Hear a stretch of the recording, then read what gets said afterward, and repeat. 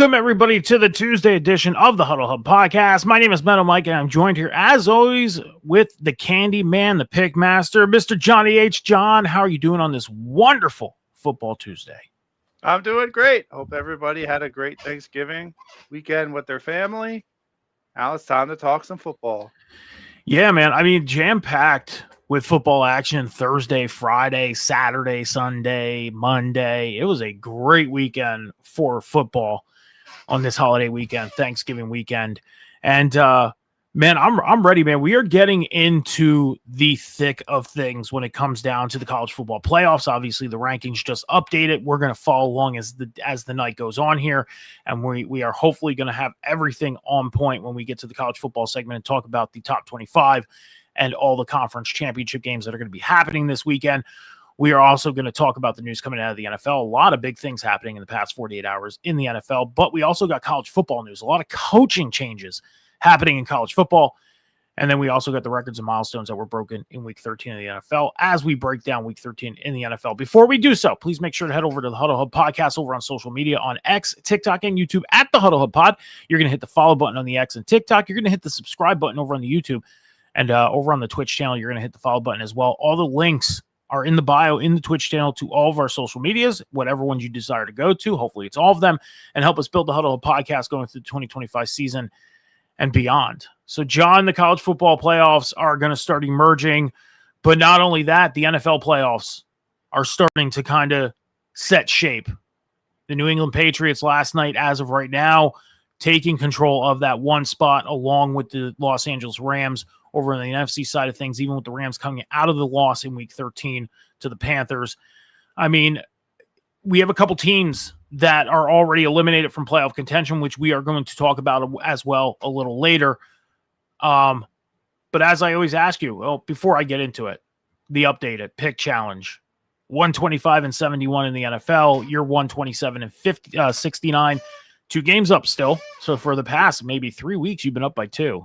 We've been kind of sticking in that realm of a 2-game difference. You know, in college football, you finished the regular season at 12-1. I'm 10-3, and we have made the decision that we are going to continue the picking through the college football playoffs. So that means we're going to pick for the conference title week, and we're going to pick for the college football playoffs. So we're going to continue it. We're going to keep adding on to this record as it sits. So huge. But let's get into it. Week 13 recap in the NFL. John, what games did you highlight this past weekend, starting with Thanksgiving, Black Friday, Sunday, and Monday night?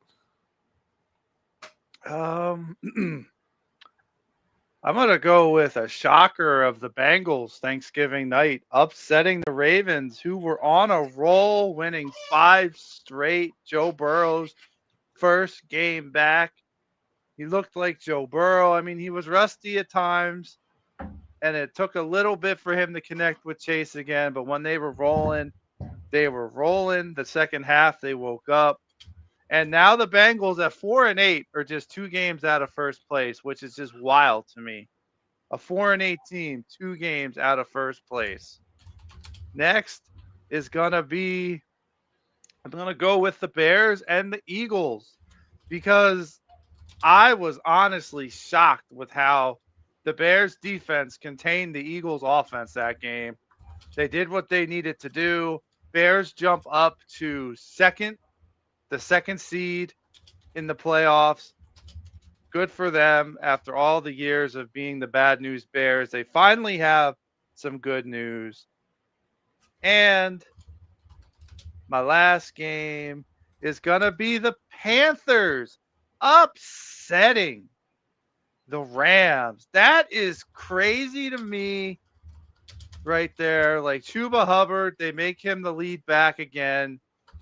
He runs on them 83 yards. Not a great game, not a bad game.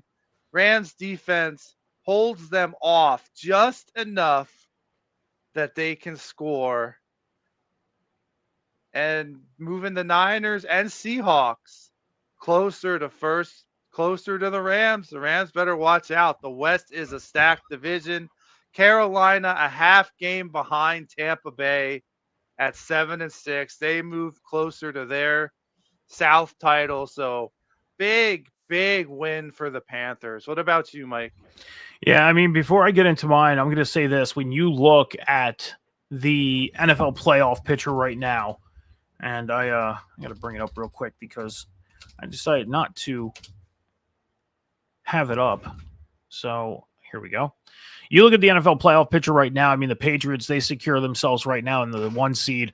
They're thought, man. Yeah, going into this year, pretty much a half game up from the Broncos because they both have 1 loss, and I believe Denver 2 losses. Well, 2 losses, yes. New England's yet to have their bye week, so they're still New England's by technicality and scenarios and tiebreaker, all that stuff. The Patriots are only a half a game up on the Broncos. When you look at the record, you can realistically say it's 1 game, but by percentages, it's a half game. Then you get the Jaguars, who are 2 games back, the Ravens, who are 4 games back, the Chargers, who are 2 games back, the Colts, 2 games back, the Bills, 2 games back. If I was a New England fan and I was the New England Patriots, I wouldn't be celebrating just yet. The Colts, who were the hottest team in the first half of the NFL season, are starting to kind of crumble a little bit. The Patriots, they've been keeping their own all year. Not to take anything away from New England, but Buffalo coming off the big win against Pittsburgh this weekend. Pittsburgh. I mean, they're kind of out of it right now, sitting at 6-6. But Buffalo coming off the big win over Pittsburgh this weekend. Jacksonville, moving to 8-4, surprising a lot of people. I mean, Indianapolis had a stranglehold on the AFC North or AFC South at the beginning of the season. Now Jacksonville is in the lead. Well, plus the Patriots play the Bills Thursday night. They play the Ravens on the 21st. Now, those could be 2 losses, and Buffalo's right back in there. And then they close the season at the Jets and the Dolphins, who they win when they want to. Who knows if they even have a shot at those games. So they're not out of the woods yet, but they're starting to see the clearing. Yeah. I mean, the Dolphins, when you look at the Dolphins, they're 5-7. I mean, they are only a game back from Pittsburgh and Kansas City. They're only 2 games back from Houston, 3 games back from Buffalo. So Miami's still realistically in the race. Realistically. Yeah. Oh, definitely. With the way the Bills have been playing and the Chiefs have been playing, who knows? And the Steelers, they've all looked shaky at times. The Texans, I mean, they look shaky too. I mean, I think it is safe to say that the NFL playoffs, and you look at it today, you look on the NFC side of things, Bears, Rams, Eagles, Bucks, Seahawks, Packers, Niners, that's the order. That's 1-7. And then you look at, the rest of the field, 8, 9, 10, 11, 12, and I don't know who's in 13. I mean, they're considering the Cardinals in 13, but the Cardinals are out. The Commanders in 14. Yeah, they're eliminated. That's just how they place record-wise. Yeah. So, I mean, the Lions, who are 7-5 on the outside looking in, 2 games back from San Francisco. The Cowboys, 3 games back at 9. The Panthers, 2 games back. 2 games back. The Falcons are 4. Vikings are 4. Teams that are still in the mix. I wouldn't get too comfortable. I mean, realistically, unless the Falcons and Vikings can somehow miraculously win their division, I think we can safely say they're done. I don't see them making the playoffs. I think it's safe to say the Commanders are done. I think they just need to lose. I agree. Their next game. I didn't see they didn't have an E either. Yeah, they're done. They're definitely done. Yeah. I mean, they're 3-9. They do play the Vikings this week coming up on the week 14. So there's a possibility of a win there to kind of stay alive, but I'm sure they need other things to happen to stay alive. I don't think it's necessarily, go out and win. There's probably other things that need to happen for them to stay alive. But you look at this playoff, I'm going to say this right now. I wouldn't get too comfortable, even if you are the 1 seed. I mean, look at Philly 3 weeks ago. They had a comfortable lead in the NFC East, and now look at 2 games up from Dallas. 2 games. Yeah, first the Rams caught them, and then the Bears caught them, and now they're just 2 games up from Dallas. They're game up on Tampa. Yeah, they got to watch what they're doing. Like, even as a 49er fan, 7 seed at 9-4, I'm still a little nervous about that because you got some teams that could creep in there and steal that from them. So, I mean, look at the Colts. Look how comfortable the Colts were 3 weeks ago. Now they're in second Yeah. place of their division. So if I was a Exactly. Patriots fan, if I was a Rams fan, your team may be as good as they are. I still wouldn't get too comfortable. I wouldn't, because anything can happen. Anything. Especially in the West, man. The Rams only have a 1-game lead over 2 teams. So Yeah. they're gonna have to really watch what they do. And they play Seattle coming up on Thursday night, I believe. Not this Thursday, but next Thursday. Lions or Cowboys. Lions and Cowboys are this Thursday. No, I mean I said not this Thursday. On a Thursday night game. Yeah. On a Thursday night game. Yeah. Yep. But my games of the week, my first shout out of this week is the Bears and the Eagles. Bears, man. I mean, they are on point. That offense, that defense, I mean, they know how to control a game. You look at the time of possession of that game, the Bears obviously had more of a time of possession. That's the key. You want to control that ball as much as you can. If you have a 40-minute time of possession and the other team only has 20, that's good on you. As long as you have the lead, you are controlling that game. And Chicago, they have figured out, and shout out to Ben Johnson too, man. He went into Chicago and really just turned this team around overnight. I mean, holy crap, man. Well, it was already built. It was just poor coaching. Like last season, I said I could see the Bears going 8-9, or 9-8. And your our third in the Huddle Hub, Cam, laughed at me when I made that prediction. I was just a year off. That's so. I mean, hats off to him. Hats off to Ben Johnson. Hats off to the Chicago Bears. I mean, they are playing great right now, and I'm happy for them. I am genuinely happy for them. Am I mad at the loss against them from Friday afternoon? A little bit, but I'm not so mad. Why? Because it's nice to see the Chicago Bears doing what they were expected to do last year, and they went out and revamped their whole offensive line, which they needed to do. Exactly. And it's been successful. They got a surprise 2-headed monster. Yeah. Nobody saw Kyle Monangai and DeAndre Swift, both 100-yard games. Monangai coming. Exactly. No. Kyle Monangai has a bright future ahead of him if they keep him rolling. So hats off to Chicago for going into Philadelphia and doing what they did inside the Link on Black Friday. That was a hell of a performance by them. Number 2, the Panthers over the Rams. Nobody's seen the Panthers going in and doing this to the Rams. Nobody. Yeah, and the Panthers. Agree. I mean, Cam said it on Sunday. He said that the Panthers are going to have to go in and I quote, play perfect football. And the Panthers did just that. They went in and played perfect football.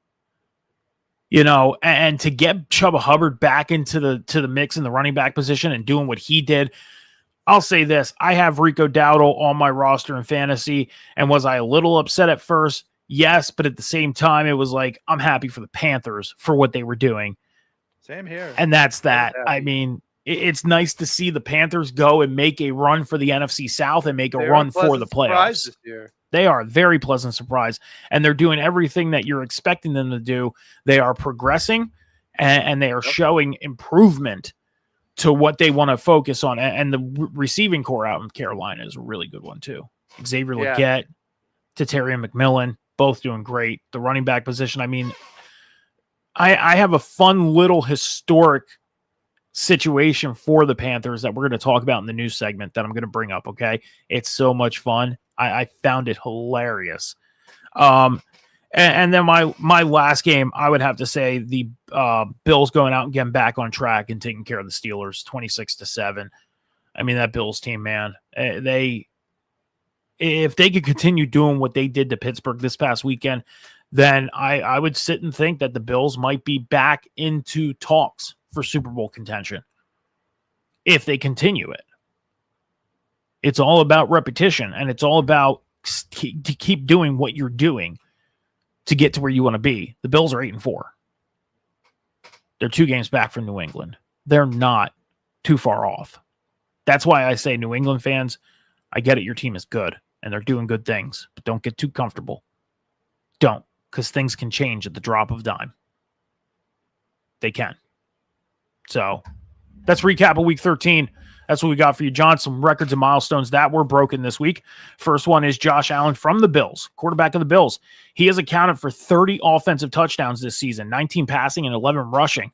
It's his 6th consecutive season with at least 30 touchdowns, breaking ties with Peyton Manning, Brett Favre, and Aaron Rodgers for second longest streak in history. Drew Brees has 9 seasons to where he had accounted for 30 touchdowns. So he's 3 seasons away from catching up to Drew Brees, and he has to do it consecutively. So Christian McCaffrey, he is on pace to becoming the 4th player in the Super Bowl era to lead the NFL in scrimmage yards 3 different times, joining Hall of Famer Thurman Thomas, Eric Dickerson, and O.J. Simpson. So Christian McCaffrey, bounce back year for him. Huge bounce back year for him. He's not on the cover of Madden this year, so Saquon's feeling the effects of that this year, but he'll be clear next year too. Yeah. Trey McBride, tight end of the Cardinals, he surpassed Jimmy Graham for most receptions by a tight end in their first 4 seasons all time. Jimmy Graham in his first 4 years had 301 catches. Trey McBride has 309 currently in his career. Not only that, it was also his 14th consecutive game with 5 or more receptions, moving him 1 game behind Travis Kelce, who did it back in 2018. He had 15 straight games with 5 or more catches. So if Trey McBride goes out this weekend, the Cardinals, they end up playing the Rams. So Trey McBride catches 5 or more passes against the Rams, he will tie with Travis Kelce for consecutive games with 5 or more catches. So, yeah. And it's going to be considered the longest streak. Devontae Adams, he is 3rd all-time now, and this is the 3rd time in his career reaching 14 touchdowns in a single season. He is now, he's 3rd all-time. He's up there with Jerry Rice. He's 4. Let me get this right. Okay. Devontae Adams is 4th all time with catching 14 touchdowns in a single season. Okay. He's behind Jerry Rice, who did it 6 times in his career. Randy Moss and Terrell Owens both did it 4 times in their career. So if Devontae Adams decides to play next year and he catches 14 touchdowns, he will tie with Randy Moss and Terrell Owens. So a couple more here. The Buffalo Bills, they hold the record as a visiting team for the most rushing yards inside Acrisure Stadium. So the Buffalo Bills are the first visiting team to have the most rushing yards with 244 yards. Oh, wow. Yeah, 244 rushing yards from Buffalo, and now they are in first place as far as teams going into Acrisure, which is the Steelers Stadium. Got some news on Acrisure Stadium that we're going to talk about in a little bit during the news segment, okay? Aaron Rodgers, quarterback of the Steelers, today is his 42nd birthday. Did you know that? No, I didn't. Yeah, it is his 42nd birthday, and this past weekend, he became the 5th player in history to pass for 65,000 yards in his career. So Aaron Rodgers making the record books in his birthday weekend. Drake May, he tied for 3rd most consecutive games in a single season with at least 2 touchdown passes and a completion percentage with 75% or higher. That ties him with Matt Ryan, who did it back in 2016. So he's getting up there, man. He is Hall of Famers. Yeah, he is. I mean, it's crazy. Last one, Matthew Stafford. He is on pace to becoming the oldest player to win league MVP because he is in the MVP talks right now. So he's on pace. If he wins it, he'll be the oldest player to ever win MVP. That would be crazy. Kind of makes you want to pull for him now. No, because I think Jonathan Taylor and Jackson Smith-Njigba deserve it more. Okay. Because it always goes to a quarterback. Let another position player have it. It's not the most valuable quarterback award. I mean, that was going to be my question because the Jonathan Taylor talk has kind of calmed down a little bit because the past 2 games, he really hasn't really been highlighted. He's kind of calmed down. He's kind of, I don't want to say slowed down, but the Colts have really calmed him down in their struggle. Calling. Colts struggle and they calm down Jonathan Taylor. Are they related? Gee, what do you think? I mean, yeah, that's definitely he's the workhorse guy, man. Oh, they're undefeated. They're undefeated this season when he scores one or more touchdowns. So exactly. So, and they're like 1-3 in games where he doesn't score a touchdown. I mean, that's 58 crazy. yards against the Chiefs, that's not acceptable. No. Not at all. 85 yards against the Texans. I mean, Yeah. I'll credit that to the Texans defense because he had 21 carries that game, so they legitimately shut him down. But I still think he slowed down a bit, but I still think he should be the front runner, either him or Smith-Njigba. Yeah. But that's all we got for records and milestones. John, let's get into the news coming out of the NFL.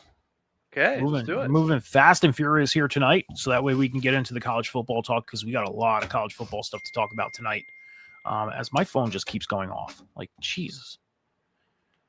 I should just not have this thing next to me during shows. I shouldn't. Like, I don't need it. I don't use it. I have everything I need right here. So, Justin Herbert, quarterback of the Chargers, he fractured his hand in Sunday's game against the Raiders. He underwent surgery yesterday. It is not determined yet whether he is going to play Monday night against the Eagles or not. So Justin Herbert is kind of up in the air right now to be starting against the Eagles on Monday night or not for the Chargers, but he had surgery yesterday. Well, they're in trouble if he doesn't. If anybody can play through that, it's him. He's a tough guy. Yeah.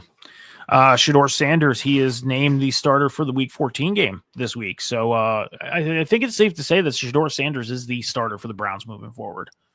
I like what they're doing. They gave Dylan Gabriel like 6 games, then he got hurt. Now they're gonna now I hope they give Shedeur his fair share of games too, so they can really accurately compare the two against each other and see where they're going to move forward. With seeing Shedeur in the past 2 or 3 games now, though, do you think Shedeur is doing better decision-making than Dylan Gabriel has in his starts? He's doing about the same. The difference is he's got a better arm than Gabriel, so he's throwing the ball downfield more. And he takes chances. For the most part, I think they're about the same. Okay. That's fair. Sauce Gardner, cornerback of the Colts, he left the game against the Texans on Sunday with an Achilles injury.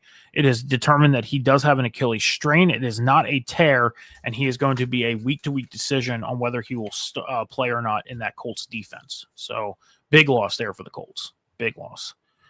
Adam Thielen, he was waived yesterday by the Vikings and decided he's going to continue playing football, and he signed with the Steelers today.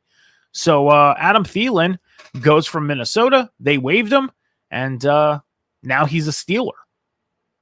So your thoughts on Adam Thielen? Move. Yeah, I really liked what Minnesota did there. He kind of disappeared when Jordan Addison came back, and that the Vikings organization told him, "Listen, you said this was your last year you were going to play, then you're going to retire. We're going to release you, so you have a chance to make an impact somewhere."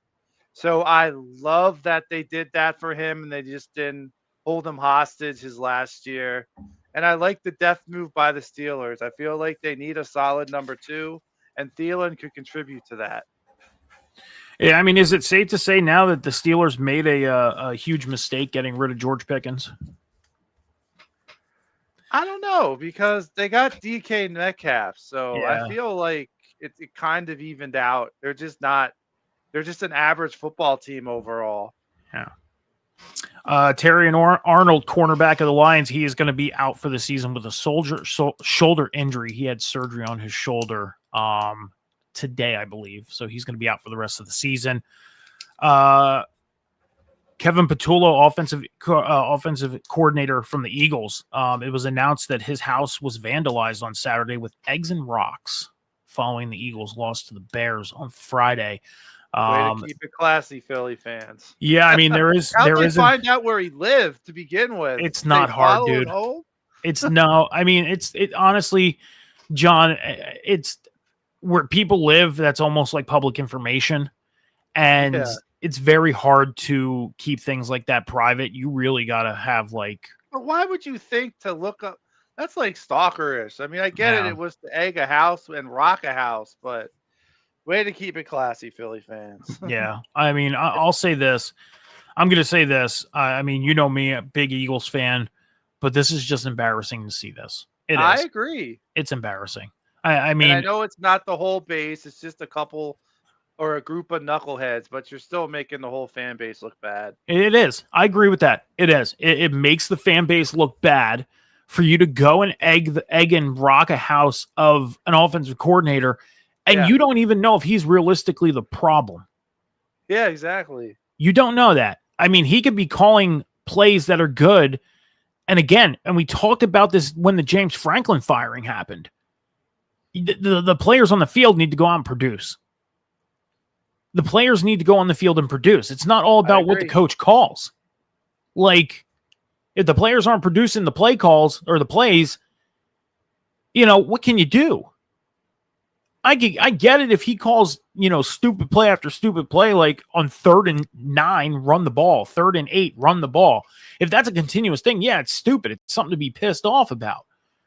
But if he's making play calls that are good play calls and the players aren't producing, how is that his fault? And then you go egg and rock his house? That's embarrassing. I'm embarrassed. I'm embarrassed. It's ridiculous. Meanwhile, Ben Johnson, he went viral for his no shirt video. Did you see that thing? No, I didn't. Yeah. So after the game on Friday, he went in and celebrated with his team, as they should. They got a big win. And he got so excited, he tore his shirt off. And you remember that hot dog place, the Wiener Circle? They gave away free hot dogs earlier this year because the Bears won a big game. No, but I think you mentioned it earlier. I mentioned it earlier this season. Well, they decided that they were going to give the whole city of Chicago free hot dogs on Tuesday. That's awesome. So, I like that. Yeah. So if you were in the Chicago area or in the Chicago area, go get yourself a hot dog tonight.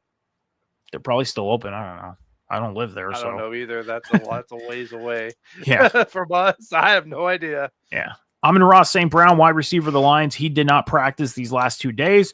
He is dealing with an ankle injury that he suffered early in the game against the Packers on Thursday. It is yet to be determined whether he will play tomorrow or not or Thursday against the Cowboys or not. So that's a huge, huge injury for the Lions. If he doesn't play, Jameson Williams is gonna eat and probably have a big day again, like he did Thanksgiving. Yeah. Darius Slay, cornerback of the Steelers, him and the Steelers have decided to mutually part ways. So Darius Slay is no longer a member of the Steelers. Michael Bagley, kicker of the Colts, he was also waived. So he is no longer the kicker for the Colts. He's gone. It makes sense that they cut Slay because they just brought in Asante Samuel Jr. So they sure did. That makes sense. Yep. Plus, they had to make room for Adam Thielen to join the team. Yeah. A couple games were flexed coming up in the next couple weeks on December 20th. Your birthday, sir. Yeah, my birthday. The Packers and Bears game was moved to 8:20 p.m. So it was an earlier scheduled game. It got moved to the late game. And the Eagles back from Lancaster in time to catch that. Well, there you go. And the Eagles and the Commanders game was moved to 5 p.m. I'll probably miss that one. Yeah. So 2 games that were flexed for December 20th. A couple more things here, John. I got 2 fun facts, and then I got one thing to talk about. The first thing is Ben Roethlisberger, former quarterback of the Pittsburgh Steelers. He went on his podcast this past week, and he talked about the field conditions that the Bills and the Steelers dealt with on Sunday. They were pretty bad field conditions. Considering the fact that the Bills went in and dominated the way that they did, it was still bad field conditions. And he went on to say that he does not think that Pittsburgh University should play in that stadium anymore because Pittsburgh University shares the stadium with the Steelers share their stadium with University of Pittsburgh. Okay. But the University of Pittsburgh, they only get about 20,000 fans, and it looks empty most of the time because of the fact they don't fill the stadium. And he recommended that the University of Pittsburgh, there's an area on campus that they can actually build their own stadium that can fit 20 to 25,000 people. He thinks that they should do that, and it would look better on TV for them. So I just want to get your thoughts real quick on what you think about college teams and NFL teams sharing stadiums. And do you think that this is a good decision by Ben, like a good take by Ben Roethlisberger due to the fact of the field conditions? I think it's a great take by Ben Roethlisberger. I mean, if they're only bringing in about 20,000 fans and they have the room to make their own stadium, might as well just go do it. Like, I don't have a problem with college teams sharing NFL fields at all, especially if there's no room on their campus for a stadium. But if Pittsburgh has the room, might as well just build their own. Like, I completely agree with what he said. Yeah. I mean, I'm for it. I mean, Pitt. I think it's something that the University of Pittsburgh should really consider. And you got to look at it this way. I mean, you look at how their season's going right now. They're not having a bad season, but they make a bowl game. They're going to get a decent amount of money. And yeah, you want to try and use that for the transfer portal and bring guys in to play and make your team better. But what about your stadium? Why don't you get facilities that can accommodate your football team? If you have the practice space, then make a game space. Get your own stadium. That way you don't have to worry. Because let's put it this way. Say the Steelers play on a Thursday night. It's very rare we see the Steelers play on a Thursday night. Yeah, it is. But say we see the Steelers play on a Thursday night, then that field's got to be prepared for Pittsburgh University, and that could be affecting them on a Saturday. And sometimes they play on a Friday night. So that could be affecting them. So I think Pitt University should really consider building a stadium. 20,000, 25,000 people, like Ben said. Pack it out, make it look good on TV. Why not? Two more things real quick. First off, the teams that are officially eliminated from playoff contention. We talked about it earlier, but I'm going to cover it one more time. Giants at 2-11, Titans at 1-11, the Saints are 2-10, Cardinals 3-9, Raiders 2-10. They are officially eliminated from playoff contention. I'm sure the Commanders are going to be in that mix by the end of this weekend as well. And a couple other teams might be, but those are the officially eliminated teams from playoff contention. And then I got a fun fact about the Panthers, John. You ready for this one? This is a fun fact. Yeah, okay? Let's hear it. So every year that these certain situations occur, the Panthers have made the Super Bowl. You ready for these? The first one, Ohio State. Every time Ohio State has won a national championship, last year the Panthers didn't make the Super Bowl, but Ohio State won the national title. Ohio State is on pace to winning the national title again. But every year that the Panthers have made the Super Bowl, Ohio State has won the national championship. The Panthers have started their season taking on the Jaguars, and Jennifer Lopez has filed for divorce. Okay?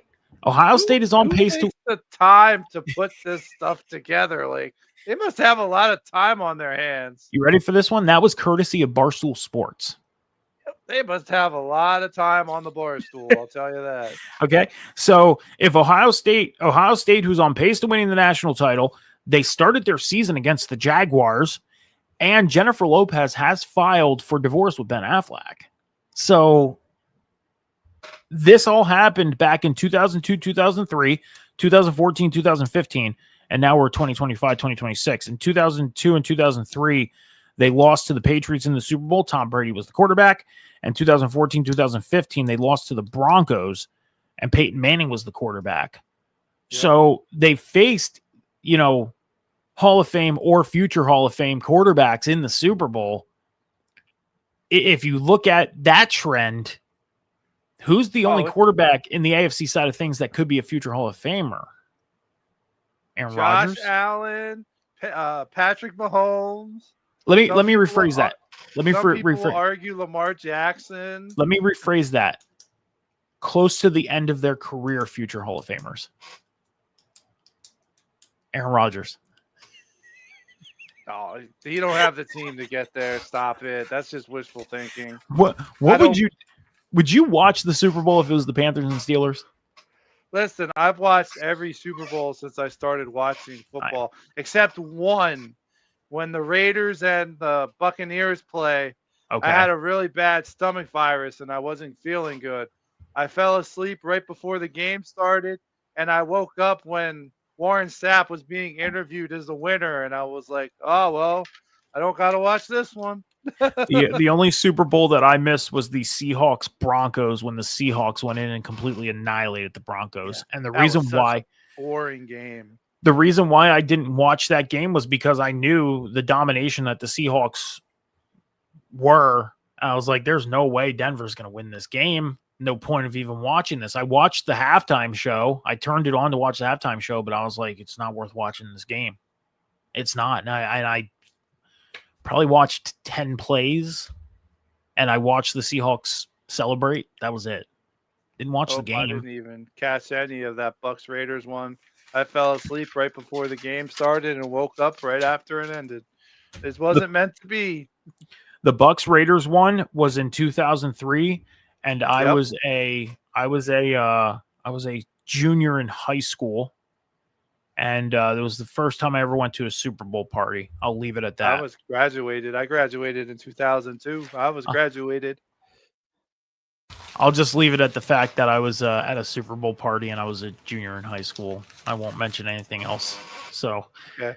yeah, I knocked a couple back. Let's just put it that way. I was safe. I didn't drive anyways. Everybody drank while they're in high school. Stop it. Everybody does. Most people have drink when they're in high school. Yeah. All right, John. Well, that's all we got for the news coming out of the NFL. We will have more for you on the Sunday edition of the Huddle Hub podcast at 10:30 a.m. Eastern Standard Time this Sunday. We're going to take about 30 to 45-second break here on the Huddle Hub podcast. We'll be right back with all the college football stuff right after this.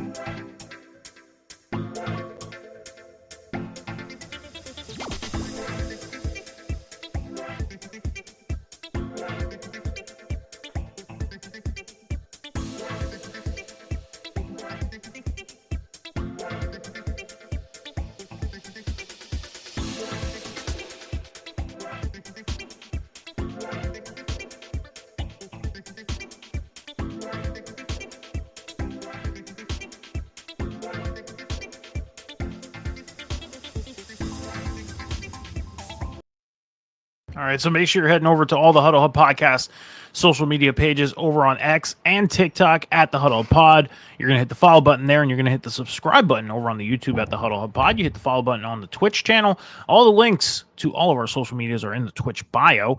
You can go ahead and click on whatever one you desire. Hopefully it's all of them, and you can help us build the Huddle Hub Podcast through the 2025 season and beyond. We're posting pretty much every day over on the Huddle Hub Podcast social media, so go check it out. It'd be greatly, greatly appreciated if you go do that. John, we're in the holiday season, man. I can't believe how fast 2025 is gone.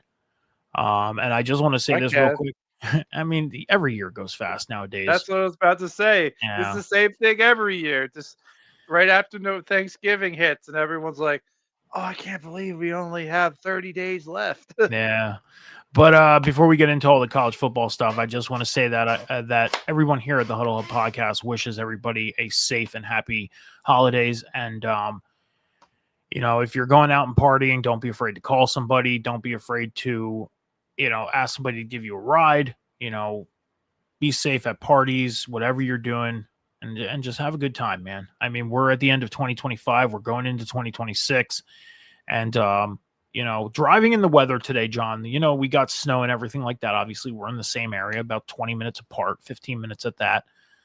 So we got the same weather. And I drove out in that weather today because I had an appointment to go to. Yeah, it wasn't fun. It was not fun.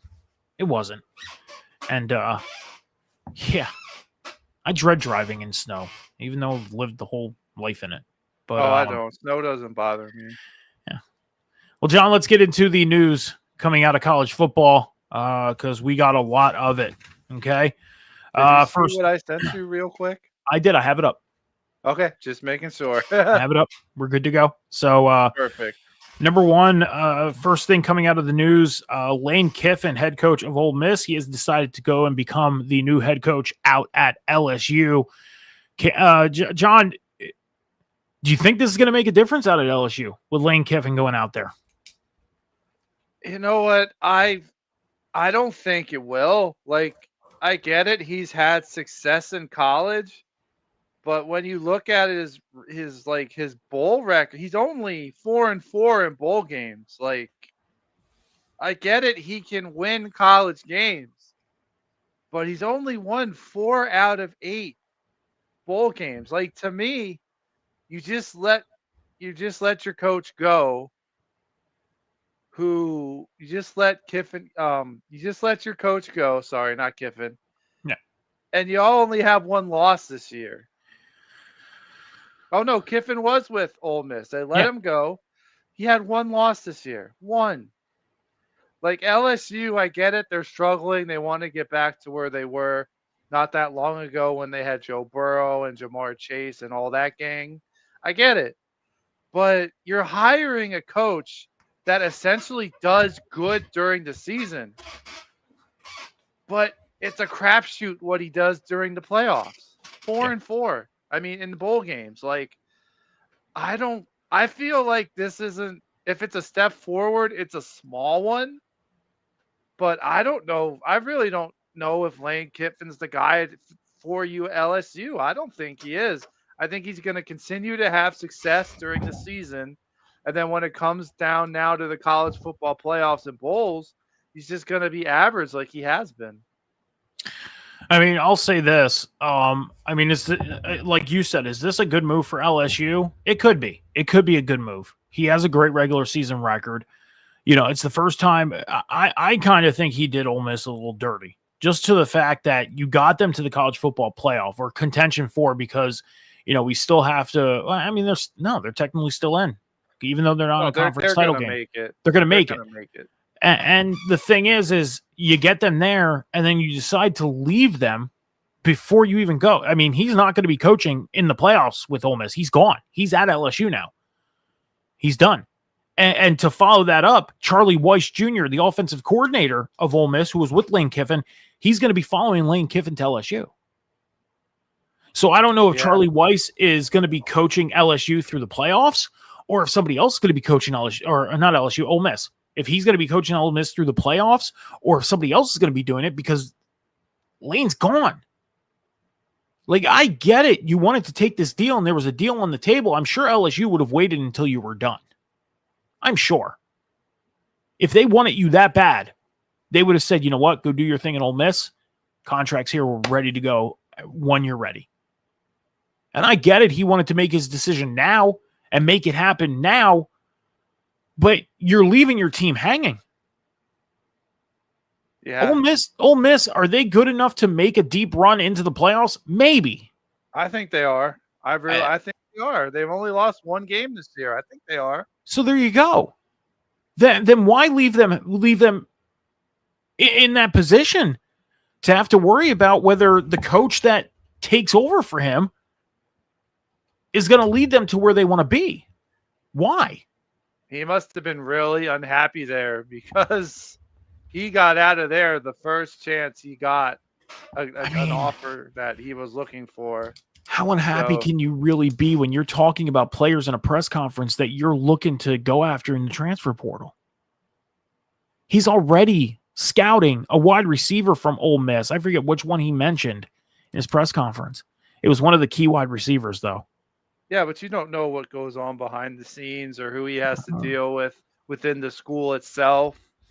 So it's like whether it's the athletic committee, the alumni committee, or whoever else has their hand in football, like he just might not like the atmosphere of the college. He might not like the area of the college. Who knows? But what we do know is, and I'm not trying to make excuses for him, I don't agree with him abruptly leaving too. I actually forgot that he wasn't released and he left on his own. Yeah. But yeah, I think he should have finished off this year too with them and then made the jump to LSU. Yeah. Because, I mean, LSU, unless they gave him an ultimatum, like you either leave now or we're hiring this guy, I don't see a logical reason as to why he would just abandon an 11-1 football team. Yeah. So, I don't know. But Ole Miss has made a decision that their new head coach is going to be Pete Golding, the defensive coordinator. So, he's getting a promotion to head coach. So, I'm guessing he's going to be the one to coach Ole Miss through the college football playoffs and moving into 2026. He's going to be the head coach in 2026, but he's probably going to be the head coach moving forward through the playoffs. So Pete Golding, he got a promotion from defensive coordinator to head coach. Alex Golish, he's the head coach out at South Florida. He is now going to be coaching at Auburn in 2026. He's the new head coach out at Auburn. So, I mean, Auburn maybe taking a step forward there. I mean, what he did with South Florida this year, turning that team around a little bit, maybe he can go help Auburn. Who knows? Yeah, I mean, Go ahead. Auburn needs a jump start, They man. do. They haven't been Auburn since Cam Newton was there. I mean, heck, what were they? They were 5-7 this year.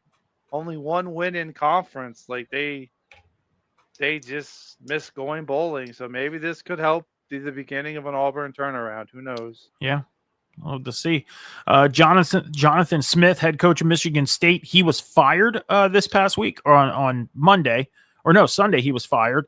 Pat Fitzgerald, head coach of Northwestern, he is expected to become the new head coach out at Michigan State. So they already have a head coach lined up out at Michigan State after firing Jonathan Smith. So Northwestern's going to be looking for a new head coach because theirs is leaving. So Mark Stoops, head coach of Kentucky, he is expected to be fired sometime this week. He's yet to be fired, but he's expected to be fired out of Kentucky this week. So a couple teams making decisions. It's almost, this kind of reminds me of what the NFL. It's we want to win now, so we got to bring in the guy that can help us do that. You know, Bob Chesney, head coach of James Madison. James Madison finding themselves in the they're in the rankings this week. They're number 25 as part of the update. He is now going to be the head coach out at UCLA. So that's a good upgrade. I mean, he only lost one game with them and had a perfect conference record. Yeah. I mean, hey, if he wants to take a chance at a bigger school, he's earned it. Like, I don't have a problem with a smaller school coach trying to make a name for himself. Let's see how he does. Yeah. Will Stein, the offensive coordinator out at Oregon, he is expected to become the new head coach out of Kentucky. Kentucky, as we just talked about, Mark Stoops is expected to be fired. Well, Will Stein, the offensive coordinator at Oregon, is expected to become the new head coach out of Kentucky. So that's a step up for him. Nice promotion. I mean, yeah. Look what he did for Oregon. I mean, Oregon's sitting right now at what, number 4, 5, number 5 right now, and in the college football playoffs, basically. So, and he's part of that. Had that nice young offense out at Oregon, and now he's going to be able to go build a team out of Kentucky. So Kentucky is looking to make an upgrade for 2026. Yeah. You know, Kalani Sitake, he's the head coach out of BYU. He is the leading candidate to become the new head coach out of Penn State. So Penn State isn't necessarily looking to stick with the interim right now. They're looking to move forward and bring in the head coach out of BYU. I mean, a lot of people are questioning this move, John, because BYU, yeah, they're 11-1. They're 11th in the rankings. But the question is he going to do better than James Franklin did? Because apparently he has problems in big game situations as well. So a lot of people, I like the move, to be honest with you. Like, I think he made a name for himself as BYU. Like you said, 11-1 in the Big 12 Conference Championship. Let's see what he can do with a Penn State school, a bigger school. But I honestly like this move for Penn State a lot. I want to see how it turns out. Yeah. I mean, again, we'll have to, we'll definitely have to see what happens. I mean, there is a lot of questions about whether he's going to be able to come in and advance this team or not. But the only way we can find out is for it to happen. Can't do worse than this year. I mean, he could. But they were 6-6. It's a good reboot point. They didn't have a winning record. They didn't have a losing record. They were perfect 6-6, 500. So let's see if we can move them forward. Yeah. Two more things here, and this is player news. Number 1, famous rapper Tuzi. Okay, and I'm looking this person up because I never heard this name. I mean, a lot of John, you know me, I'm a metalhead. I listen to metal. I do listen to rap and hip hop, but I listen to a lot of old school stuff. Early 90s, NWA, Snoop, Dre, Eminem. Yeah, the old good stuff. Rap. You know, I'll flat out say it, the good rap. I mean, this guy, he has 3.9 million listens a month on Spotify, which is one of the biggest music places to go to nowadays to listen to music. He is committed to play football at Syracuse in 2026. So going back to college, Toosii, Toosii. Oh, okay. Yeah. So apparently he is committed to play football at Syracuse in 2026, and he's going to be a freshman. So, I mean, changing careers. He's a basically. teenage rapper? I mean, I'm guessing I didn't really get to do too much research on him. I don't know who he is. 25 years old. Wow, that's an old freshman, man. Yeah. Yeah. He's a kudos to him for going to college. Like, I'll never say that's a bad decision from anybody, but 25-year-old freshman, I feel like he's going to be behind the curve a bit. He's multi-platinum award-winning rapper. And he is committed to go play out at Syracuse. So I'm half surprised Coach Prime didn't get him to join the circus at Colorado. I mean, not everything has to happen out of Colorado, John. Yeah, but it usually does. Yeah. Last thing, top quarterback prospect, Jared Curtis. He decided that he's going to sign with a new team on Wednesday. He has yet to announce what team it is. But John, when he made his first verbal commitment earlier this year, it was to Vanderbilt. Then in the middle of the year, he changed his commitment to Georgia. Okay. But now there's talks that he is planning on recommitting to Vanderbilt. Because now they're good. Yeah. That's what it is. Now he didn't think they would be good at the beginning of the year, so he jumped to Georgia, and now they're good, so he recommitted. Yeah. I mean, I get it. I understand that you want to, I guess, go to a team that's good. I mean, that's probably every player's plan. Some players have the plan of staying close to home. So maybe that plays a factor because you got to look at it. Vanderbilt and Georgia. Vanderbilt is in Tennessee. Georgia's right underneath. I mean, they're kind of close. So he's kind of staying in the southeast region of things. But I mean, talks are that he plans on committing to Vanderbilt tomorrow. So we'll have to see a lot of top commitments. A lot of top players are starting to decommit, recommit, decommit from teams, and then going back and recommitting to the team they originally decommitted from. There's a list of players. Reason why this guy is on the notes is because he's the first one that came up on my feed. And then I seen the list of like 74 players and I'm like, yeah, I'm not taking all these notes. That's not happening. We'll be here all night. Yeah. It's not happening. So being a top prospect at quarterback to commit to Vanderbilt, then decommit and go to Georgia, now decommit out of Georgia and possibly go back to Vanderbilt. You know, I thought it'd be a little fun to talk about just due to the fact it's like, yeah, you thought they were going to be crap. So you went to Georgia and now you seen Vanderbilt, your original commitment's good. And you go back. So he must have really wanted to go to Vanderbilt to begin with because he'd get more exposure at Georgia. Yeah, probably a bigger quarterback competition too than at Vanderbilt, but he must have really wanted to go to Vanderbilt originally. I can almost guarantee he gets red. I think he'll get redshirted at Vanderbilt. Oh yeah, everybody redshirts their freshmen for the most part.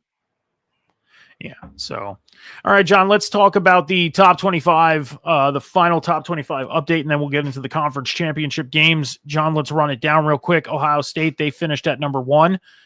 Indiana finished at number 2. Georgia finished at 3. Texas Tech 4.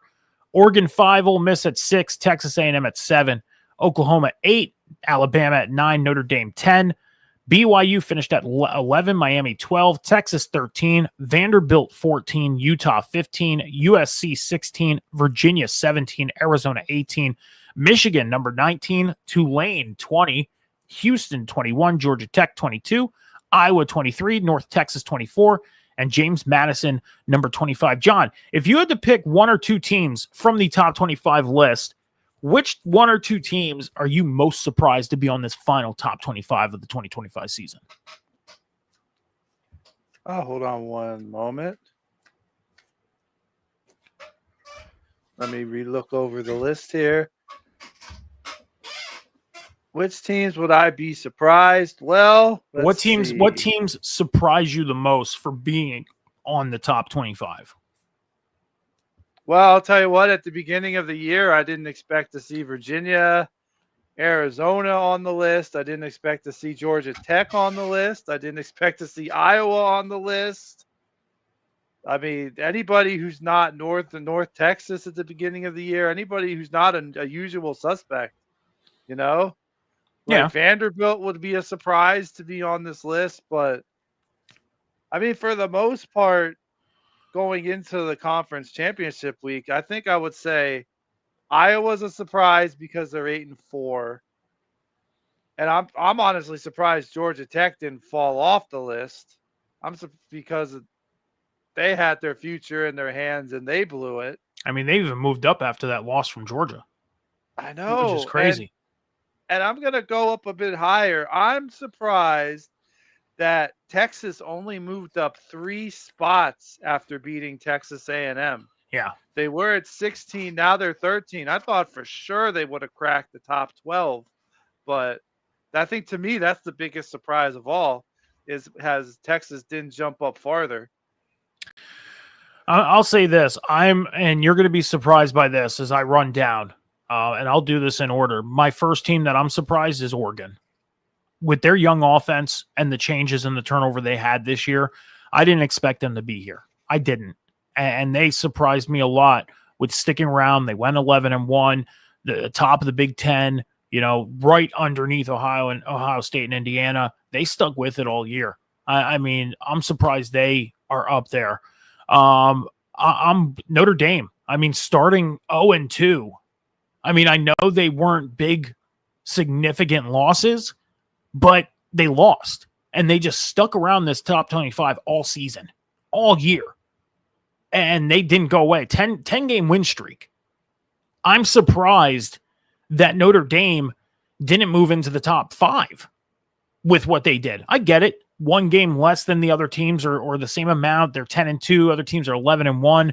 But when you look at this list, you have Vanderbilt, Utah, Virginia, Tulane, all 10-2. North Texas and James Madison, 11-1 at the bottom of this list.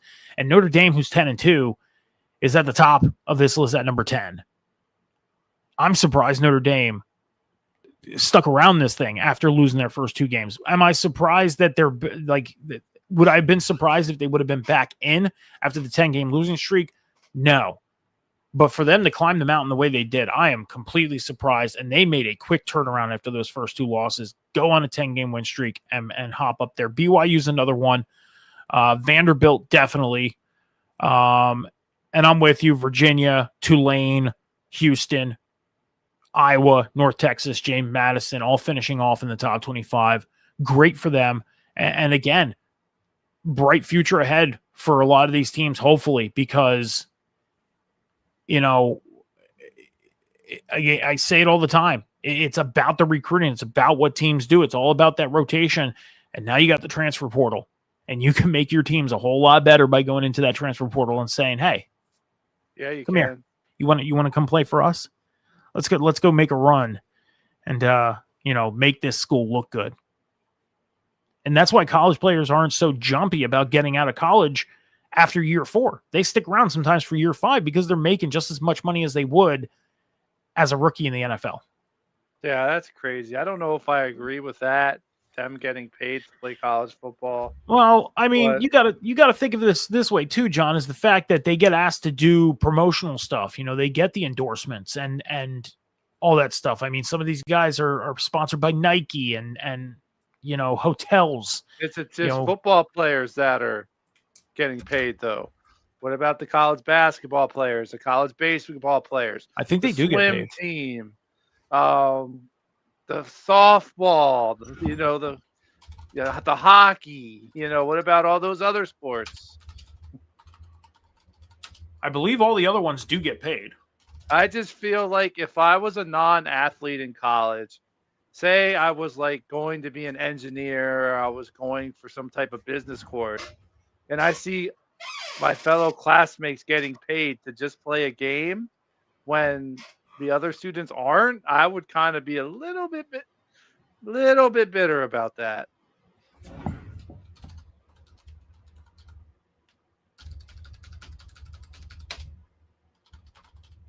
And I know some people think that the transfer portal is ruining football. I feel like they should only have one window and not two. Just get it all done in one shot. I don't feel like it's hurting college football like some people do, but it's definitely not your grandfather's college football where guys pretty much stayed at their college. Okay. Now it's just like if you think you got a better chance or if you don't like how the school's going, you leave. It's like I can understand their argument, but I don't feel that it's ruining college football. So how they base this on paying the players is by their name, their image, and likeness, and also their NIL deals that they make. They also get things like as far as like name, image, likeness for through NIL. That's for the NIL deals. Name, image, likeness, NIL deals. Their endorsements, autograph signings and appearances, video games, athletic scholarships, school to player revenue sharing. Top players do earn millions. Average earnings are lower, which could be in the thousands. And money varies by the sport. Football players, especially quarterbacks, are earning some of the highest NIL compensation packages. Now, college basketball, they do get paid, but one of the highest payments, and here's the thing, is football gets paid the most.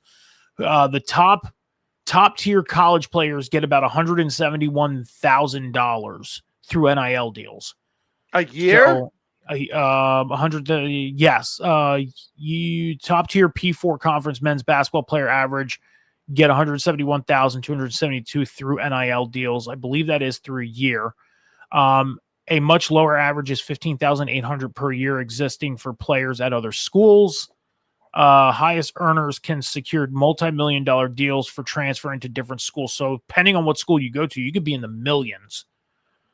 See, I don't think that's right. Like that's for basketball.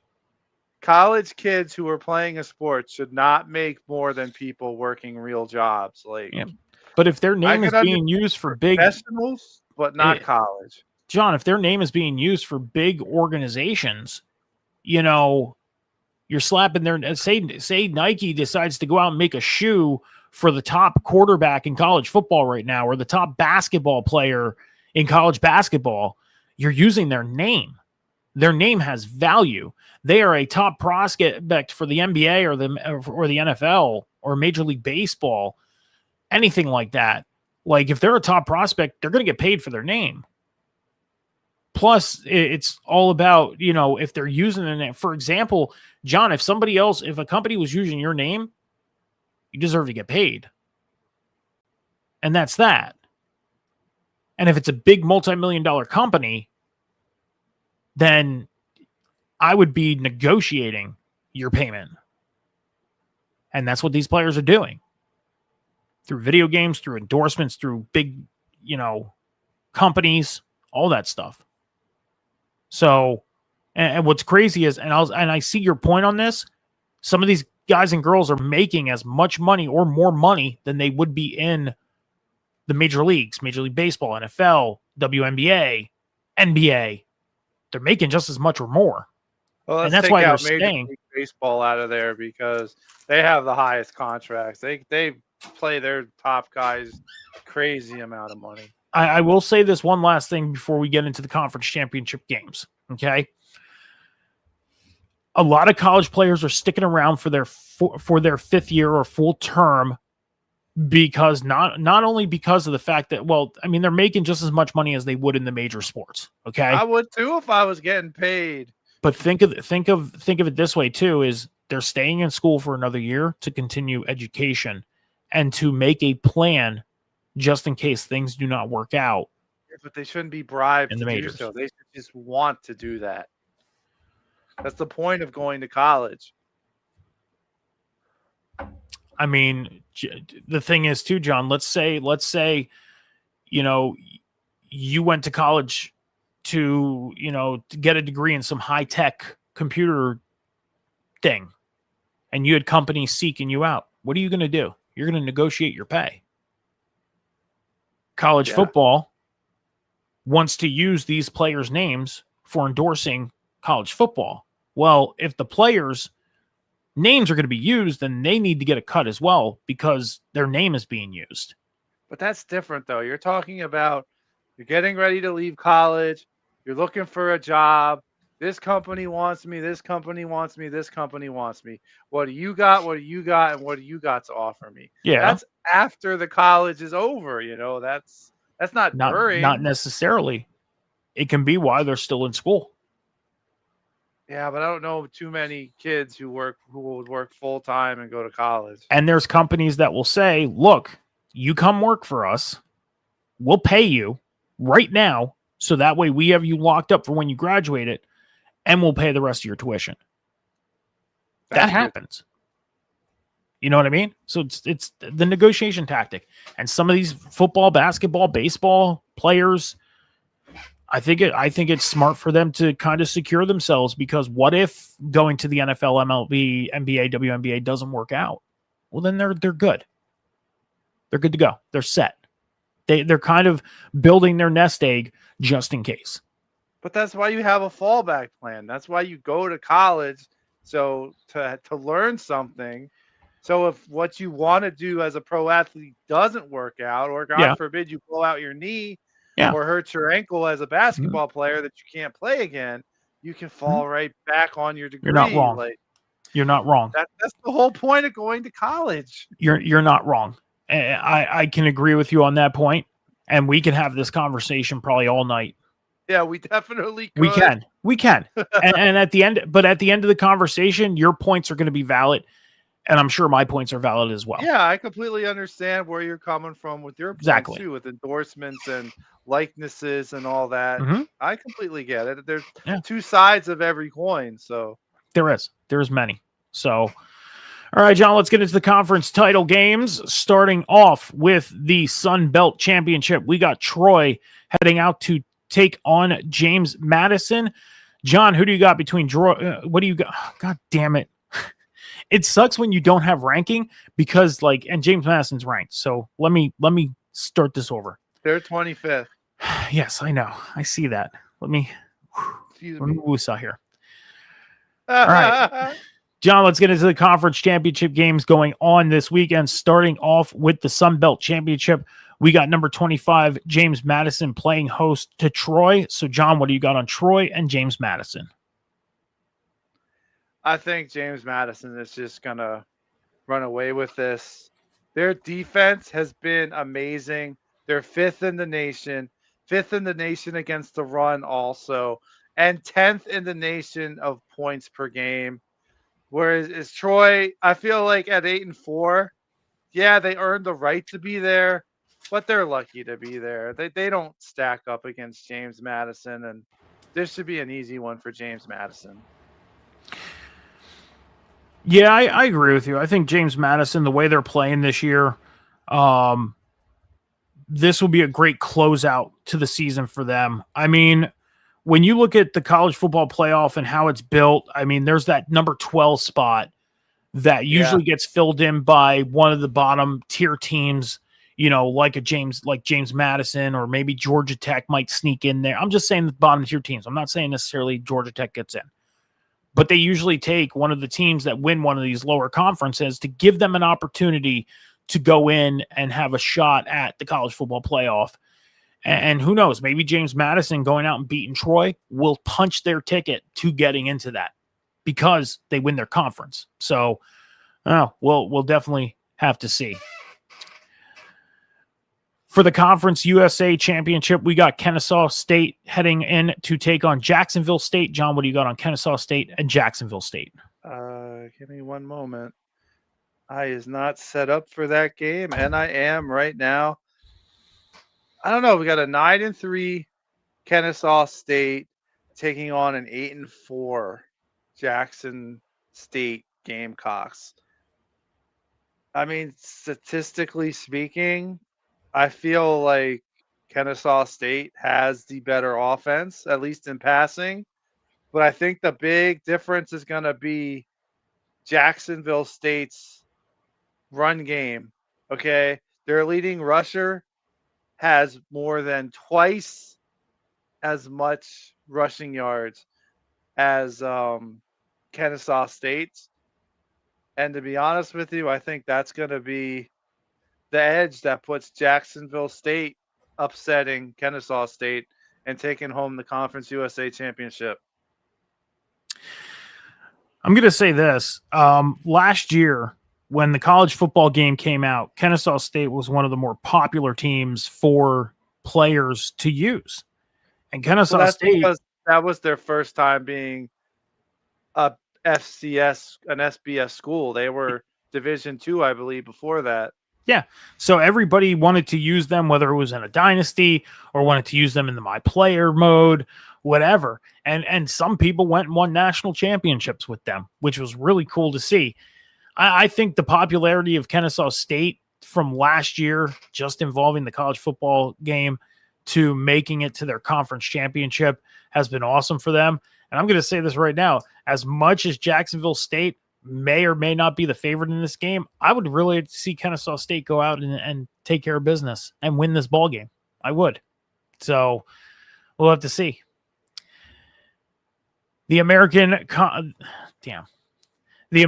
Conference Championship, number 24, North Texas, taking on number 20, Tulane. John, what do you got on North Texas and Tulane? North Texas is ranked 24, Tulane's ranked 20. Despite how close their records are, and despite them both being ranked, I wouldn't even consider this an upset. Like, I don't understand how Tulane is ranked 20 and they have 2 losses, and North Texas is only ranked 24th and they have 1 loss. I feel like they were getting slept on. They have the number 1 offense in the nation. Okay. They are killing it. The number 2 passing offense in the nation. And I think that's going to be the difference. I think that their quarterback, Drew Mestamaker, is going to throw all over the Tulane defense. I mean, the kid's got 29 touchdowns and 4 interceptions. He takes care of the ball. And I think that's going to be the big difference, is that high-power passing attack. So I'm going with North Texas for the upset as far as rankings go. John, I was reading yesterday that North Texas, we talked about like the lower end school getting that 12 seed for the college football playoff. And North Texas, for the most part, has been a top favorite to take that last spot. And just like James Madison, I mean, if North Texas goes out and wins this game, I mean, I think that could secure their position of getting in and taking that 12 spot. I think the big question would be is how far can North Texas go if they get an opportunity to get into the college football playoff? Because when you look at who they would play, they wouldn't play a 1, 2, 3, or 4 seed. They would play the 5 seed. And right now that's Oregon. And if Oregon sticks at the 5 seed, do you really think North Texas can go out and take care of Oregon? Defensively, no. But I would love to see. I feel like that game has a potential to be a shootout. Like I said, North Texas has the number 1 passing offense. I'm sorry, the number 1 offense in the nation. And I believe a top 5 passing attack. I can't remember what I said, but I would love to see a shootout between North Texas and Oregon, but ultimately they're not going to be able to keep up. Their defense isn't going to be able to stop Oregon's offense. All right. Well, we got the Mountain Conference. The UNLV is going to be taking on Boise State. John, what do you got on UNLV and Boise State? Well, despite you jinxing Boise State at the beginning of the year, I think Boise, yeah, you did. That was your first jinx. But I think Boise State, believe it or not, I think the 8-4 Boise State Broncos are going to beat the 10-2 UNLV Rebels. Boise State has a top 30 offense and they're 32nd on defense. Why is that going to make a difference? Because UNLV's defense is terrible. They're 118th overall, 113th in passing yards per game allowed and 102nd in rushing yards per game allowed. They allow 175 yards per game. Now I know this isn't the same Boise State as it was last year. There's no Ashton Genty and all that fun stuff. But I feel like their running back, who already has over 1,000 yards this year, Dylan Riley, I think he's going to go off, and I think he's going to carry the Broncos to an upset win over the UNLV Rebels and take home the Mountain West Conference. I think that's one thing that Boise State's going to have to do is prove that they can go out and win big games without big names like Ashton Genty. This is a good proving ground. And they'll be fine. This is a big proving ground for Boise State. This is to go out and close their year out winning a conference game and possibly getting into a decent bowl game. You know, that'd be good for them. Fell short last year in the playoffs, and this year I think this was a good, decent reset for them to the fact of winning their conference and going out and getting a good bowl game. So let's see. Boise State and UNLV. For the Big 12 Conference Championship, we got number 11 BYU heading out to take on number 4 Texas Tech. John, what do you got on BYU and Texas Tech? I'm looking forward to this matchup. A matchup of 2 one-loss teams, 2 ranked teams going after the Big 12 championship. And to be honest with you, as much as I love Brock Mayer as quarterback for BYU, I don't think BYU is going to take this game. BYU has 1 loss this year, and that was to Texas Tech. And it wasn't a 3-point loss or a 1-point loss. I mean, 1-point score. It was 29-7. The Red Raiders just walked all over BYU. And I don't see why they won't do it again. I mean, their defense is 6th in the nation, 4th in the nation on offense. I think Texas Tech is gonna go into this game and win. I'm hoping BYU can keep it close, maybe like a 28-17, 28-20 type game. I'm hoping they can keep it close, but Texas Tech just looks really, really good this year. And they had 1 hiccup against Arizona State, and I think that's what that was, because after that, they've just been dominant. So I'm taking the Red Raiders for the Big 12 championship. Sorry, I'm looking at something real quick here because that's fine. Did get an update here for the college football playoff. So as of right now, Ohio State 1, Georgia 2, Ohio State 1, Indiana 2, Georgia 3, Texas Tech 4. The number 5 spot is Oregon. They'll be taking on the 12th spot, whoever conference champion number 5 is. Alabama at number 9, taking on number 8, Oklahoma. Number 11, who's going to be the conference champion number 4, taking on Ole Miss at 6. And then Notre Dame's 10, taking on Texas A&M at 7. Now, this isn't the dead set college football playoff. This is something that we'll have hopefully next week. Yeah, because we don't know who the conference champions are yet. That's going to be the determining factor. But this is some breaking news, and it is official that Lane Kiffin will not be coaching Ole Miss in the college football playoff. And also the news that just came out that the committee has decided that they will not penalize Lane Kiffin for doing what he did and leaving Ole Miss in the middle of this. Wow, kind of surprised by that. Yeah, so there is going to be no penalization on that. So just thought I'd break that up real quick. Yeah, I'm kind of surprised by it as well, because there was a lot of talk about him getting penalized for it, and they're not going to do it. So, all right, let's move forward. The MAC championship is going to take place between Miami of Ohio and Western Michigan. John, what do you got on these 2 teams for the MAC championship? This game could go any way. Like, I really feel like this is a 50-50 swap. And I feel like they're mirror images of each other. They both have really good defenses. that helped them get to this point. And then on the flip side, their offense is just, we're there. But I think honestly, the big difference of this game is gonna be Western Michigan's. Sorry, did I say that right? Yes. Yeah, Western Michigan quarterback Brock Lowry, because not only can this guy do it through the air, but he leads the team in rushing with 875 yards and 14 rushing touchdowns. He is a dual threat player that they have to at least have somebody spy, keep an eye on him to make sure he doesn't run and do his thing. I think he's going to be the big factor on offense for Western Michigan. And Nadeem Tucker, the defensive end for Western Michigan, has just been nasty this year with 12 sacks.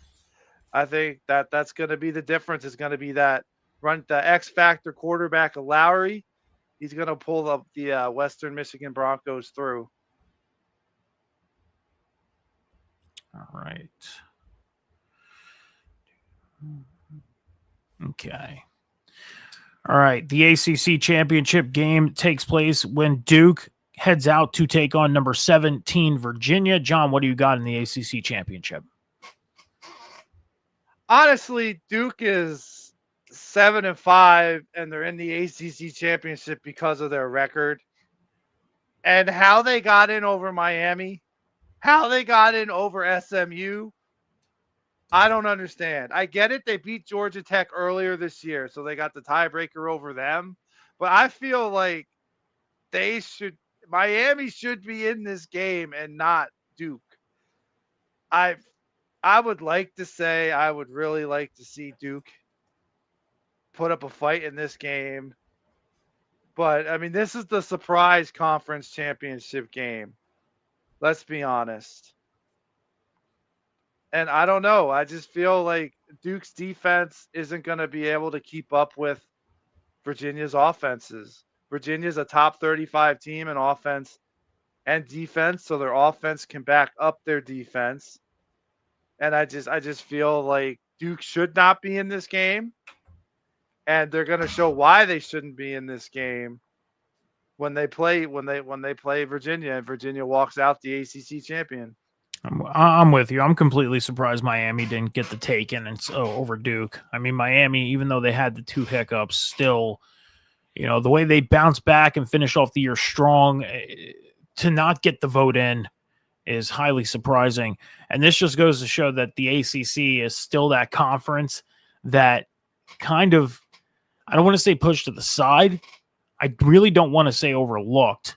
Yeah, it was wide open this year, I'll tell you that. It was very wide open, but they still don't have a solution of determination, I should say, on who should be playing for conference title games and who should be making a playoff. And it all goes back to, and I'm sorry for bringing this up, but this all goes back to 2 years ago. I'll tell you what, if Duke or Virginia, whichever one of them wins the conference, do not make the playoffs, that there's something wrong with that pitcher. I don't care if it's 7-5 Duke. The ACC champion should be in the playoff. They're one of the Power 4 conferences. So we'll see what happens in that scenario. So I want to see real quick because I'm kind of curious on what they mean by like conference champion 4 and conference champion 5. Well, there's 5 conference championships that make it. I'm assuming 1 through 3. Yeah, it would be the SEC. Well, I'm just talking about conference. I'm talking about conference champion 4 and 5 because there's those slots that say conference champion 4 and conference champion 5. What conference are you determining out of? Because whatever they determine. But that's what I mean. Are you taking from the Big 12 or are you taking not from the Big 12? Are you taking from the Sun Belt? Are you going to take from the American Conference? Are you going to take from the ACC, the MAC? Figure out who they think is the strongest Like, who they think is the weakest. why would you not think the ACC is above the Sun Belt, American, Mountain, MAC? It's almost like they're adding the ACC into those conferences and not considering them a big conference when the ACC I don't know. I is think I clearly a would big take conference. North Texas over both Duke and Virginia, to be honest Yeah, with you. I'm just saying. Like, how does the ACC get looked at the way they do? Because they're not a power conference anymore. They're not. Look at the conference championship. Yeah, They are a weaker. They're becoming on the level of the Big 12. yeah, You have Virginia and Duke in the conference championship. yeah. They're not. They're slowly losing that power conference spot.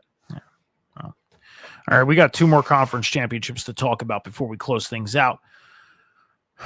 First one, we're going to talk about the SEC championship. Number 3, Georgia heads in to take on number 9, Alabama. John, what do you got on Georgia and Alabama? This game intrigues me because Georgia has 1 loss, and that 1 loss was to Alabama. And it really intrigues me to see if this was a fluke game or not. I mean, Georgia goes into this game with the 41st offense and the 13th defense, and Alabama is basically the same. They're mirror matching them, the 53rd offense and the 12th defense. So this game, I feel like it's going to come down to whoever either makes the least amount of mistakes or whoever makes the last mistake. I could see Alabama winning this game. I had to think about my thought there for a second. I really like what Ty Simpson's doing. He has great ball control. He doesn't turn the ball over a lot. And I think that despite their lack of rushing game, that Alabama will find a way to win this game. They beat them earlier in the year. And I feel like that Florida State loss really woke them up. I mean, yeah, they lost another game after that later on to Oklahoma, but that was a 2-point loss. Okay, I feel like Alabama's just been on track ever since. So I'm going with Alabama this game. I think I'm going to go Alabama too. As much as I'm not a fan of Alabama, I mean, you look at this SEC title matchup and you got Alabama, who has had a great defense this year. I mean, that defense has always stood out to me when I would see them on TV. Georgia has, even now at number 3, and we talked about this all year, staying out of the big spotlight, not a lot of media coverage and not a lot of talk about them. They're just going out and playing football. This could be the conference title game of the weekend, and it's set up to be. It's Georgia. It's Alabama. It's the Bulldogs. It's the Crimson Tide. This is an SEC championship game. Yeah, it is. And just the aura that surrounds this game, this could be the game of the weekend. And I was going to say, hey, you never know. Duke and Virginia can end up being the game of the weekend. BYU and Texas Tech could be the game of the weekend. Hell, even North Texas and Tulane could be the game of the weekend. But this is the SEC championship. This is the Bulldogs and the Crimson Tide. This is Georgia and Alabama. This is classic SEC football. And just thinking about that gets you excited. Just thinking about it. So we'll see what happens in this one. Big game. All right, last conference championship to talk about before we get out of here. So, John, we got the Big Ten championship taking place between number 2 Indiana and number 1 Ohio State, the 2 top teams in the nation battling out for the Big Ten championship. What do you got on Indiana and Ohio State? I mean, this is what college football is all about, man. Number 1, Ohio State, 12-0. Number 2, Indiana, 12-0. Man, battling it out. This is it. The battle of the unbeatens. And I really, really like what Fernando Mendoza has been doing for Indiana. There's a reason why he's going into this game looked at as the top quarterback draft prospect, and that's taking nothing away from Julian Sayin. This kid is tearing it up too. They both control the ball as far as not having turnovers. They both can score. And this game is really hard to predict. But honestly, I think despite Indiana having the easier path to get here, I feel like Ohio State's offense is just a little bit worse than Indiana's offense. Indiana's offense is 5th in the nation, and their defense is 4th in the nation to counter Ohio State's 5th defense in the nation. It's going to come down to offense. It's going to come to who does not turn the ball over or which defense creates that turnover. And I'm going to be cheering like crazy for Indiana in this game. And my gut says Indiana. This game could go anyway. I'm going Indiana, and I'm putting my faith in that Hoosier defense. Just like the SEC title game, the Big Ten title. Number 1, number 2, undefeated. Who's walking out with that first loss? Who's going into the college football playoff knowing that they could have went into this thing as the number 1 team in the nation and possibly clear their possible path? Last year, we've seen all the first round bye teams lose in the second round. Crazy. Which was nuts. Whether it's Indiana or Ohio State having that first round bye, hell, if they both have the first round bye, I can see the possibilities that if they are on opposing sides of that bracket, that come January, conference or national championship Monday, we can end up seeing these two there. It's possible. It is possible on January 9th that we see these two teams playing in Miami Gardens, Miami, Florida. I will say this, if it came down to home field advantage, Ohio State would have that. But guess what? Home field advantage is out the window because games are now in neutral stadiums. So we're going to find out who that would take away home field advantage from both teams. Now it's time to play football. And when you look at the brackets right now, they are on opposing sides. Good. They are on opposing sides. That's how it should be. Good. Yes. If it'll let me bring it up real quick. I don't want to agree to this.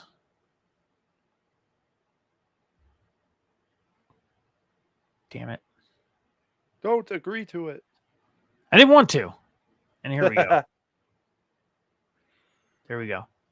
So when we look at the bracket right now, as we sit today, son of a poop. Keep clicking the wrong thing. Monkey's uncle. Right now, opposing sides. Oh, there it is. Ta-da! Opposing sides. So yeah. Ohio State would have to beat Oklahoma or Notre Dame, then Texas Tech, Oregon, or as of right now, North Texas. Indiana would have to beat Ole Miss or Alabama, and then Georgia, Texas A&M, or Virginia. Man, the possibilities. Like, I really like this bracket. I really do. The possibilities here of all these matchups. Like, I honestly feel looking at these brackets that Virginia, if you survive A&M, you're not surviving Georgia. Nope. And Texas Tech, I don't think you run down Oregon, like I said earlier. I'm sorry, North Texas. You're not surviving Texas Tech. But after that, it's wide open. Like, I love the depth of this bracket. My two national championship wants to see, number 1, Ohio State, Alabama. Number 2, Ohio State, Indiana. And it's still possible. It's still possible. I want to see Texas Tech in Indiana. I'm going to be different. I want to see Tech or BYU if they upset them. I don't think they will, as much as I like Bear Brockmeyer. Yeah. But that's what I want to see. Texas Tech, Indiana. Well, we'll definitely have to see. That's the rundown of the conference championship this weekend. Me and Cam are going to talk about these games. Shit, I just deleted something I didn't want to delete. It's all good. I can retype it up. Take two. I can retype. No, I deleted something that I didn't want to delete, but I can retype it up. It's fine. Oh, but wow. Me and Cam will have the or no, just me, because Cam won't be with us for the month of December. So I will have my takes and thoughts and reactions to conference championship weekend on Sunday morning, 10:30 a.m. Eastern Standard Time, right here on the Huddle Up Podcast on Twitch and YouTube. And make sure you're heading over to all the Huddle Up Podcast social medias on X and TikTok as well at the Huddle Up Pod. Follow everything on social media. Help us build the Huddle Up Podcast going through the 2025 season and beyond. John, your social medias are going to be on the bottom. Make sure you're heading over and following John over on social media right now, TikTok, Twitch, and YouTube at the Candyman JH. What do you want people to know? What do you got going on, John, on social media? Well, what do I got going on? I'm going to start streaming again.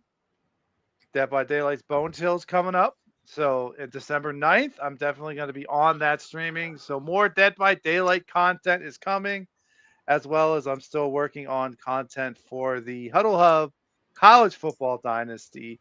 And Mike was kind enough to get us both a copy of Madden. So now we will be having a Huddle Hub Madden Dynasty. Yes. So without spoiling anything from it, we got some more content coming for you. Yes, sir. I'm so excited. This Madden is so good. It is so good. It is. Oh it's God. so I love this Madden. It is so good. That snow game I had last night, my player. Last year, I couldn't get into it because it felt like every other Madden to me. But this one, feels yeah, good. I am 100% into it. Yeah, this is a fun one, and we're just getting into it. So be prepared. Make sure you're following John and all the content that he is creating, not only on his personal, but over on the Huddle Up Podcast as well on the YouTube channel. You want to follow me on social media, Instagram, X, TikTok, Snapchat, Metal Mike 714 is where you can find me. I don't do a lot of personal content stuff. I do stream on TikTok. I do some gaming lives, not only Fortnite, I do other games. But if you want to see me here, I'll be back here on Sunday morning at 10:30, running down the conference championship weekend, getting you guys ready for week 14 in the NFL. And then me and John will be back here next Tuesday to talk college football playoffs and bowl week, bowl games coming up. We're also going to recap week 14 in the NFL. As far as wrestling content, my week is done. We had the table spot last night, which was our last Raw reaction show of the year. So starting next Monday, we will be live at 7 p.m. with our special shows, culminating with the Table Spot Awards on December 29th, 7 p.m. Eastern Standard Time over on River City Radio and Off the Top Media. I'm done until Sunday. We don't have the boom tomorrow night because Phil has plans and Cam has plans, and I'm not going to run the boom by myself. So, I can chill out for a little bit until Sunday morning. So with that being said, thank you everybody for joining us tonight. A little bit of an extended show tonight, but we had a lot of stuff to talk about. So yes, we did. Be good to each other, be kind to each other, take care of each other, be patient with each other. Remember, the world is not moving as fast as you think. Until Sunday, we'll see y'all later. Deuces.